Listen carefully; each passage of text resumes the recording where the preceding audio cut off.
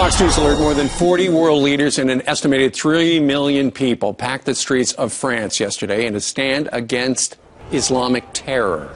But the war against radical Islam won't be won by just marches. What will it take to defeat these jihadist terrorists? Joining us now, former Navy SEAL Rob O'Neill, the man who killed Osama bin Laden. Great to be with you. Thanks for being here. Good morning, Anna. Thanks for having me. One point I know you want to get to are these hot zones, these no-go zones all across France where radicalization is literally happening on the streets. Just a 10-minute cab ride outside of Paris. Sharia law is in place. And you say that because authorities aren't going in, they're living in fear, and it's making it become more of a hotbed and grow, and it needs to be infiltrated. Explain that. I think part of the problem is a lot of these immigrants come in not just in Paris but all over Europe, and they're bringing their culture with them. They have these no-go zones where they enforce Sharia law, and not just that, but they also the younger people aren't going to schools; they're going to madrasas, and so they're not really learning the tolerance that they need to integrate with the societies in which they move. Sure. We just heard a soundbite, Rob. I'm sure you were able to hear it of our Attorney General talking about the problem with extremists. It's not a problem with extremists. It's a problem with Islamic extremists. And it doesn't seem that this administration is willing to say that. Everybody sees it except them. Well, I think that, extremists are bad anywhere, except right now what we're seeing is it is Islamic extremists. And we need to deal with them, and the best way for us to deal with them is finding out where they're being radicalized, which is in some of the mosques, and we need to find the clerics that are preaching this stuff, and we need to have other Islamic leaders talk to them, and again, it's all about we need to learn to live together.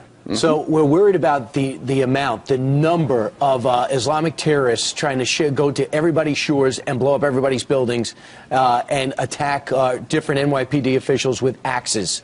So we were so concerned about Al-Qaeda having a base. We went into Afghanistan not to rid the Taliban, not to get the Taliban out of power, but to get that Al-Qaeda out of Afghanistan. Now we're giving them essentially a country. What's the danger, Rob, of letting ISIS put down roots in the Iraq-Syrian area? Well, it's dangerous because we're giving them a place where a lot of these young Muslim men can go to become radicalized and fight in the jihad. And what we're seeing here is the enemy is really good at seeing what we're doing and evolving. So, we had them in Afghanistan, they left. They went to Yemen. We left Iraq. They're going to Iraq. Right. We need better alliance solidarity, especially now with our Arab partners. And then we need to go in their military a little bit, and also with education. Yeah, and you talked about how we need to be keeping an eye on the clerics and the imams. Once upon a time we were able to send police officers in there just to listen to the sermons, but now we can't do that. And the other problem is, and Ollie North said this last night on the channel, all the people with the good information we're trying to kill with drones. And when you kill them, they don't talk. That's true. Unfortunately, in some of the areas where we're fighting, the only way to get them is with drones, because we're trying to eliminate the threat without with minimizing collateral damage. So the drone strikes in places like Yemen and other places in Africa like that, they work simply because we don't have the assets on the ground in order to get the human intelligence or to capture them. It's a difficult problem. Right. How long does it take to train a terrorist? How long does it take to train a terrorist? Yeah. I don't think very long at all. They need the ideology. They need to know which end of the gun is the business end, and then they need a target. How's this trigger thing work? You're right.